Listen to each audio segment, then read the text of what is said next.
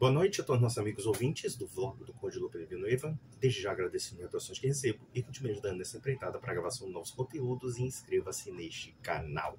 Faça parte do meu canal, divulgue meu canal, enfim, você me ajuda a monetizar meus vídeos, como também a ter um maior alcance. Surgiu agora um debate teológico no YouTube, e acho que também envolve Instagram, enfim, nas redes sociais, que tem a relevância, vamos ser bem sinceros, de um peido de velha, que é o fato do pastor da igreja de Lagoinha, o senhor André Valadão, afirmar que a Igreja Adventista do Sétimo Dia é uma seita. Malgrado esta declaração, um pastor que se identifica como arqueólogo adventista, o senhor Rodrigo Silva, não gostou do comentário e também tomou as dores do seu rebanho e também da sua pseudo-doutrina. E, claro, nesse interregno entrou até mesmo aquele pastor de cuja igreja eu não sei, são tantas igrejas, são tantos segmentos, são tantas divisões, até tantas seitas.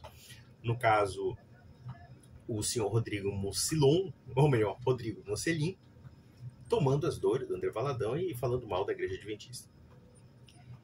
E uma das questões que nós podemos tirar, dentre tantas outras, é que existe dentro desse discurso pseudo-apologético evangélico um abuso retórico de certos conceitos, como também um completo desconhecimento daquilo que eles conceituam.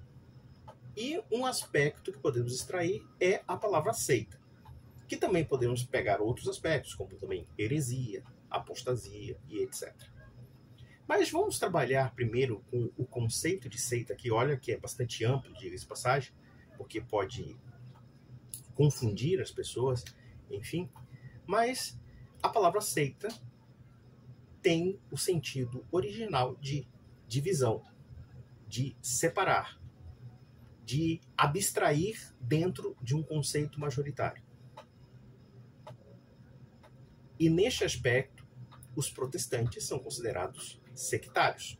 Ou melhor, os segmentos protestantes que criaram uma capilaridade de visões poderiam dizer que são seitas. Ou seja, são pessoas que causam uma divisão dentro de um ponto de doutrina ortodoxa. Mas observem também que esse conceito, embora possa ser aplicado ao fato de que existe uma ruptura dentro de um conceito mais amplo de ortodoxia, no entanto, também tem seus problemas. Porque, por exemplo, vamos pegar alguns grupos que não são necessariamente cristãos, mas são grupos, por exemplo, que têm um caráter hermético, um caráter fechado, que não se preocupa necessariamente com um aspecto agregador, mas também de querer se isolar da sociedade, e não somente se isolar da sociedade, mas até mesmo hostilizar a sociedade, hostilizar certos princípios. Quantos segmentos criminosos também não podem ser seitas? Eu poderia dizer, inclusive, que existem segmentos ideológicos que são sectários, no sentido de que ter uma doutrina hermética fechada, uma doutrina de eleitos ali, que hostilizam o ambiente social e que são até mesmo prejudiciais nesse ambiente social. Líderes, gurus, os chefes, como por exemplo o Jim Jones, como aconteceu lá, né, que ele levou à morte mais de 900 pessoas, aquilo ali era uma seita, porque havia realmente segmento hermético fechado, havia algo até meio anômalo dentro desse grupo, né, em que eles praticamente se isolavam do convívio social e criavam, por assim dizer, não somente uma ideologia, como uma realidade paralela. Até mesmo grupos políticos, posso tocar aqui, no caso, a Alemanha Nacional Socialista. Quem é que vai dizer que o Partido Nacional Socialista não era também um partido que tinha uma visão de seita? E aqui nós temos um aspecto bastante negativo, né? O aspecto de que, realmente, eles acreditavam numa concepção ocultista, por assim dizer, uma concepção de secretude ali, na idolatria da raça, na idolatria do sangue. E o fato é que essa seita toma o poder na Alemanha e se torna praticamente assim o poder vigente. Os comunistas também podemos chamar de seita, pela forma de um certo paralelismo da realidade em que preconizam uma sociedade utópica. Aliás, o Papa Pio XI chamava os bolchevistas de a seita de Moscou. É basicamente isso, a seita. Então a seita tem esse caráter de destoante, não somente de uma verdade ortodoxa, como também destoante de um padrão social que nós podemos considerar legítimo. Evidentemente que aqui é um conceito que, embora muito repetido, é bem mais complexo do que se imagina. Mas eu vou trabalhar com esses dois aspectos. Tá? Um grupo que se desvia de uma ortodoxia e também um grupo que tenha esse caráter hermético, hostil e etc. Tá? Claro que isso é problemático porque o outro sempre aceita. Podemos até dizer que o cristianismo, nos seus primórdios, principalmente quando surgiu entre o mundo judaico, foi considerado por muitos como seita também. Claro que quem chamou o cristianismo de seita era também um outro segmento que era uma seita, que era o quê? O judaísmo rabínico, o judaísmo dos fariseus. Embora eu acredite realmente que são judeus que são uma seita, mas enfim, vamos lá. Vamos realmente direcionar essa questão sobre o André Valadão acusar a Igreja Adventista de seita. Na prática, eu tiro a seguinte conclusão de que, como católico, e no fato de que a Igreja acredita numa ortodoxia, todos esses segmentos protestantes são, em maior ou menor grau, heterodoxos. E eu poderia dizer que são sectários no sentido da divisão doutrinária. Eles mesmos não se entendem em matéria de fé. Ainda que eles digam que haja uma devoção única em Jesus Cristo, ainda que eles digam que não, só Jesus salva, enfim, eles têm uma retórica semelhante. Mas nos pontos centrais da fé, eles são divididos. E, portanto, eles são sectários. Então, quando o André Valadão diz que a Igreja Adventista é uma seita, na verdade é uma seita acusando outra seita, porque todos eles nascem de algum tipo de divisão. E não somente dentro da Igreja Católica, porque a Reforma Protestante, evidentemente, se rompeu com a Igreja e acabou criando essa capilaridade de segmentos divididos. Então, logo, o fato do André Valadão acusar a Igreja Adventista de ser uma seita não impede de dizer que também, dentro de alguns pontos, ele também faça parte de um conceito de seita. Agora, o problema é como esse pessoal define como seita. Porque se você perguntar para esses pastores o que é uma seita, eles não vão saber responder para você. Eles vão dizer sempre que a seita é o outro, que quem causa divisão é sempre o outro, que o herético é sempre o outro. E aqui nós temos um outro problema. O conceito de heresia, por exemplo. Quando um protestante começa a acusar a Igreja Católica de herética, e veja que envolveram até a Igreja nisso, a Igreja Católica no caso, a primeira pergunta que eu faço é, herética em relação ao quê? Porque se existe uma heresia, e nós temos que entender que heresia vem de uma palavra grega chamada heresis, que quer dizer um caminho desviante, ou seja, uma escolha desviante, mas é herético em relação a quê? Porque para que haja um desvio, é preciso também que haja uma doutrina ou um caminho correto para dizer que aquilo é errado. A heresia é sempre uma negação ou um desvio de uma verdade consagrada pela Igreja. E todos esses pastores transformam a ideia de heresia como uma opinião que eu não concordo. É basicamente isso. Herege é sempre o outro. E neste aspecto é a mesma coisa. Eles acusam a Igreja de ser herética, mas eles não têm nenhuma ortodoxia para defender. Todos eles são heterodoxos à sua maneira. Então eu vejo, por exemplo, o caso do Rodrigo Mocelin. O que ele fala sobre a Igreja Católica é uma caricatura que ele criou sobre a Igreja Católica. O que o Rodrigo Silva fala sobre a Igreja Católica é uma caricatura também que ele inventou sobre a Igreja. E assim sucessivamente.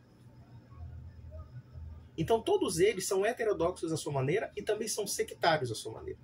Evidentemente que eu não vou dizer que eles são, por exemplo, uma seita do Jim Jones, ou então, sei lá, um outro tipo de grupo antissocial, podemos dizer, que podemos rotular de seita também. Né? Não neste sentido, mas no sentido de que existe um desvio da doutrina. Em alguns aspectos eles são heterodoxos e, portanto, sectários no sentido de causar a divisão doutrinária. E não somente doutrinária, mas a divisão também física, uma vez que eles mesmos não se entendem, não comungam dentro do mesmo espaço e eles não têm uma unidade de corpo. Porque a própria Sagrada Escritura fala de uma unidade de corpo místico. Só há um corpo. Isso você pode ver em Efésios, pode se ver, sei lá, em 1 Coríntios 12, né? A questão do corpo místico, do corpo de Cristo, Cristo é o cabeça. Então todos eles falam de uma cabeça chamada Jesus Cristo, mas não tem um corpo. São vários corpos. E também, claro, também são várias cabeças de Cristo, porque dependendo das tendências heréticas de cada segmento protestante, eles mesmos não têm uma definição formal de um verdadeiro Cristo ou de um único Cristo. Por exemplo, nós temos segmentos dentro do protestantismo, ou pelo menos, claro, eles vão dizer que é protestantismo, eles vão dizer que já é uma coisa, a ruptura da ruptura, por exemplo, Testemunho de Jeová, até mesmo círculos adventistas que negam a Trindade. Ora, o Jesus Cristo não trinitário, que não é Deus, é diferente de um Jesus Cristo que é declarado Deus dentro da Trindade. São dois Cristos diferentes. O Jesus Cristo, que um dia foi redesenhado pelo senhor Augusto de Nicodemos, que é um pastor presbiteriano de passagem, afirmando que Maria não é mãe da natureza divina, mas sim da natureza humana de Cristo, e aqui ele ressuscita uma velha heresia nestoriana, não é o mesmo Cristo, por exemplo, da própria igreja presbiteriana. Porque Calvino, pelo menos, afirmava que Maria é mãe de Deus. Então existe uma diferença, pode parecer bastante sutil para você, mas para a teologia não é. Então não são os mesmos Cristos, porque Cristo na boca de um protestante pode ser qualquer coisa. E é interessante que muitos protestantes adoram acusar a igreja de misturar coisas. Não, quem mistura são vocês. Vocês podem conciliar, negar a Eucaristia, afirmar a Eucaristia, vocês podem dizer que batismo de criança não é válido e pode ser válido ao mesmo tempo, e vocês podem dizer que são irmãos. Mas aqui nós temos incompatibilidades que são bastante graves no âmbito da teologia. Incompatibilidades que não são aceitáveis porque são contraditórias em si mesmas. E aqui nós podemos tocar na questão da chamada Igreja Adventista do Sétimo Dia. A Igreja Adventista, claro, ela é uma seita, e ela é considerada seita até para os protestantes. Por quê? Porque é a divisão da divisão da divisão. Claro, é o sujo falando mal lavado. E o interessante dessa questão de um ou outro acusar de seita é que o único fator de unidade deles, isso vocês podem ler em qualquer livro apologético, o único fator que une os sectários é a rejeição à única igreja que realmente os incomoda, que é a Igreja Católica. Por exemplo, quando um batista começa a dizer que o batismo de crianças é inválido, ele sempre ataca a igreja nesse sentido, mas nunca ataca luterano, calvinista, ou melhor, eles até fazem um acordo de cavalheiros para direcionar esses ataques para a Igreja Católica. Aí, da feita que eles enfraquecem a igreja, aí eles começam a se matar entre si. Parece até uma dialética meio revolucionária, uma dialética autodestrutiva da própria doutrina cristã. Quando, por exemplo, um adventista começa a falar, não, questão da unidade, não sei o quê, mas, por exemplo, eles negam a imortalidade da alma. Eles não acreditam na imortalidade da alma. Eles são até aniquilacionistas. E eles tentam, evidentemente, adulterar certos conceitos da Bíblia que falam da imortalidade da alma, não? Inventando conceitos até mesmo extra-bíblicos. O que é mais interessante é que quando eles não têm a Bíblia para afirmar como única fonte de fé, eles inventam. Basicamente isso. Então, quer dizer, o único fator de unidade do protestantismo que os torna menos sectários, por assim dizer, é, na verdade, o sectarismo do sectarismo, de contestar a única igreja que preserva uma ortodoxia, que é a Igreja Católica. Quando um católico afirma que o luteranismo é herético em um ponto, o calvinismo é herético em outro, e todos os segmentos protestantes são heréticos à sua maneira, é porque ele tem uma doutrina única, o católico, no caso, ele tem uma doutrina única a defender, que pode afirmar que todos os segmentos se contradizem entre si e que todos os segmentos são sectários à sua maneira, no sentido da divisão. E a Igreja Adventista? Vamos ser bem sinceros, a Igreja Adventista é uma coisa de maluco. E eu vou mais além. Eu ouso dizer que o Rodrigo Silva, ele talvez só esteja na Igreja Adventista por alguma questão muito pessoal aí de interesse. Por quê?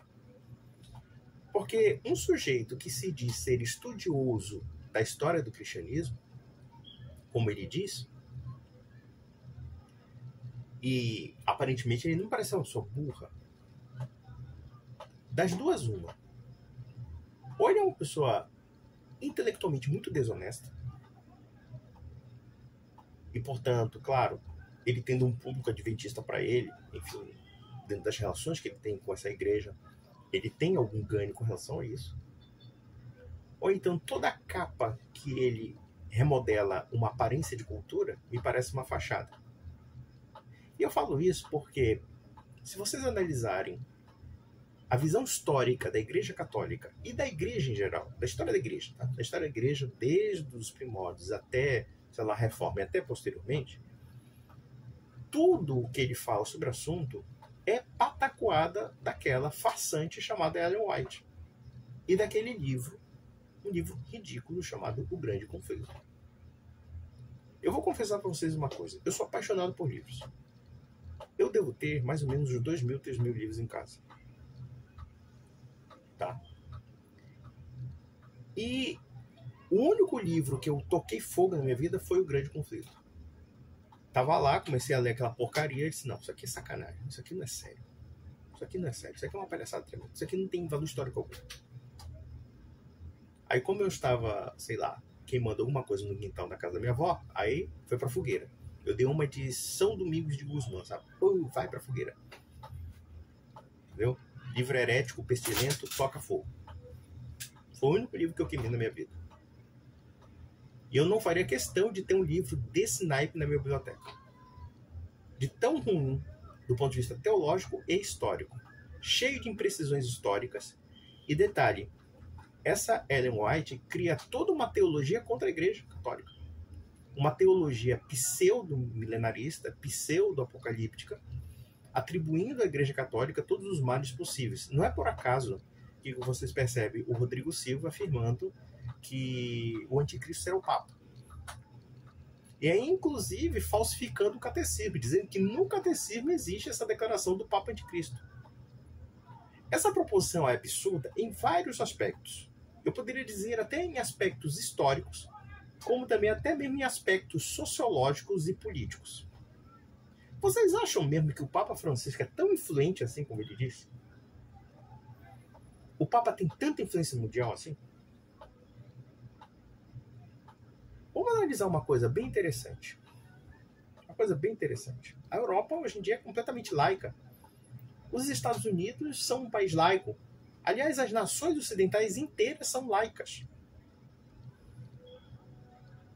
Então, como esse papado, que ele diz que vai ser o anticristo, vai ter o domínio mundial, se nem no Ocidente a Igreja, ainda que, claro, ela não deixou de ter uma certa influência, mas ela é uma influência diminuta, cada vez mais fraca. Como é que ela vai ter domínio mundial? Como é que ela vai ser o anticristo mundial, a nova ordem mundial? Essas baboseiras todas. Isso não tem o menor sentido. Isso não tem a menor lógica. É simplesmente uma adequação da pseudo-teologia da Ellen White, que se desprofetiza, ou dizem ser profetiza, e que, na verdade, nós vamos até ir mais além. O adventismo nasce de um erro profético. De que Jesus Cristo voltaria em 1843, depois em 1844, e depois eles chamam de grande desapontamento. Aí inventaram que Jesus Cristo entrou no templo lá do céu, não sei o que, não sei o que. Bom, como é que alguém comprova isso? Ninguém comprova. Né? É puro flatus vocis. Então vejam que a reconfiguração das declarações do Rodrigo Silva com relação à história medieval, com relação à história do cristianismo nos primórdios, mesmo quando o cristianismo se torna uma religião importante no Império Romano, enfim, tudo isso é desenho da Ellen White. Aí eu pergunto a vocês uma coisa. Um sujeito que se diz historiador, porque ele sendo arqueólogo, evidentemente ele é um estudioso, ou pelo menos se pressupõe que o seja, ele sendo um estudioso aparente, cometer tantas gafes e tantos erros, inclusive com brios apocalípticos contra o Papa, e vejam que essa coisa de falar mal do Papa, de dizer que o Papa é anticristo, etc., é uma reminiscência de velhas heresias medievais. E detalhe que, infelizmente, contamina o meio católico, até hoje. Vejam, por exemplo, o caso das chamadas profecias de La Salette, das visões das aparições de La Salette. Existem muitos católicos tradicionalistas que usam um suposto texto dessas revelações de que Roma perderia a fé, e até acrescento dizendo que a Sé romana seria a sede do anticristo. Algumas publicações de caráter sede vacante se utilizam disso. Só que existe um problema. Esse texto é apócrifo, ele é falso. Ele nunca foi aceito pela igreja. Aí a profecia de São Malaquias, não sei o que, ele inventa um bocado de coisa. Isso é tudo produto de velhíssima heresia medieval que foi inspirada num monge cisterciense, se não me falha a memória, chamado Joaquim de Fiore, ou Joaquim de Flora, e que contaminou os elementos franciscanos.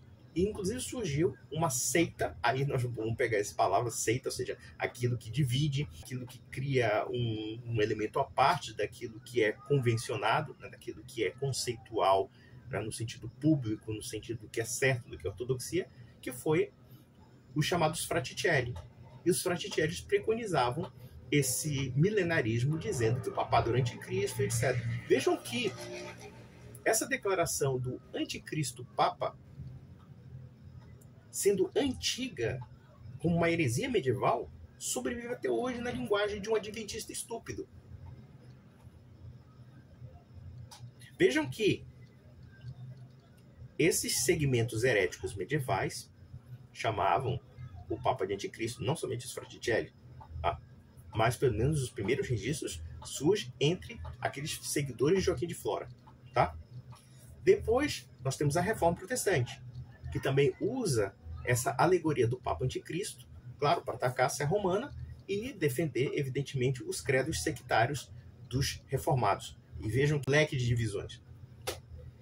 E também, claro, surge Dona Ellen White com as suas farsas pseudo-proféticas e ressuscitando velhos conceitos que foram bastante esquecidos pela história, mas que, quando servem para atacar a igreja, servem de propaganda.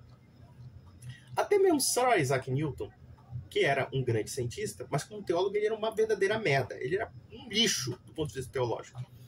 E quando ele faz a interpretação de Apocalipse, ele se utiliza justamente desses pseudo-conceitos teológicos que são semelhantes às bobagens da Ellen White, às asneiras da Ellen White.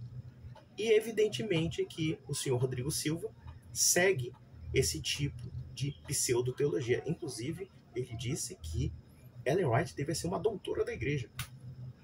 Sério, você leva a sério um sujeito desse? Não dá para levar a sério um cara desse.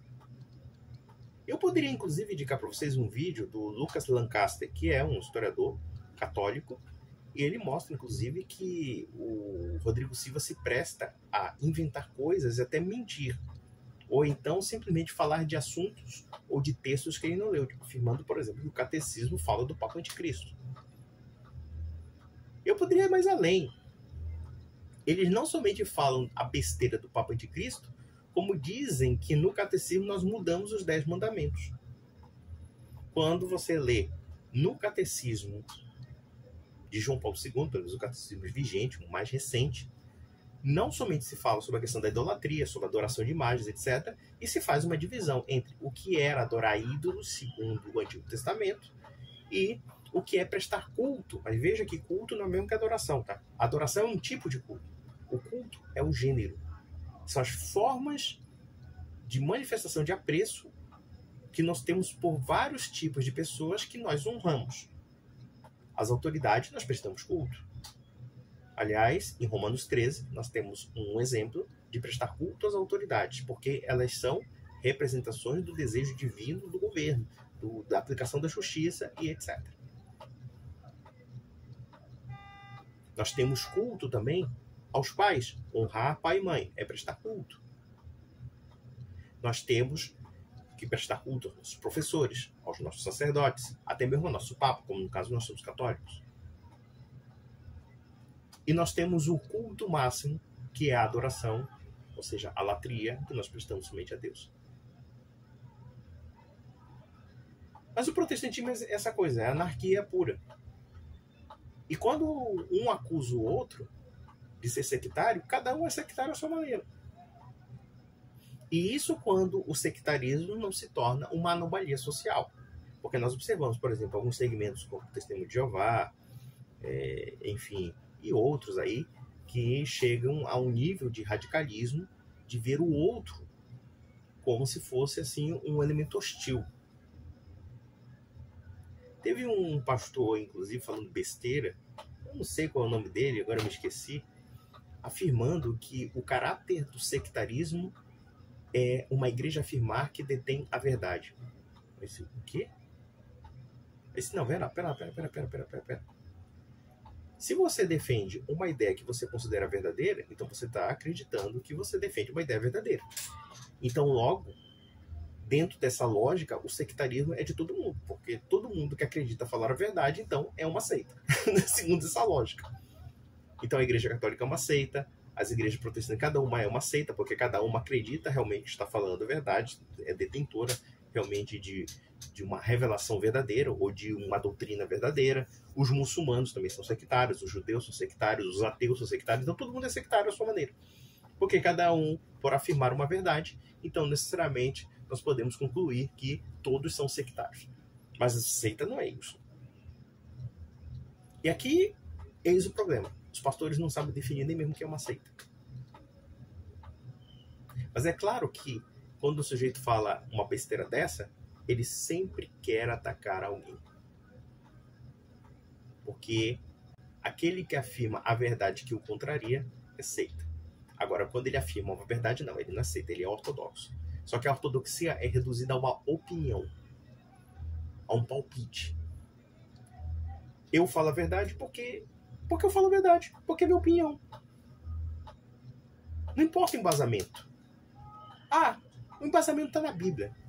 Ou então, quer dizer, o embasamento da minha interpretação, não da sua. É assim que eles trabalham. Então aqui nós temos uma anarquia teológica, um despreparo no modo de pensar, um despreparo no modo de conceituar as coisas e assim sucessivamente. Não se chega a conclusão alguma. É pura ofensa. Olha, eu te insultei porque você é herege.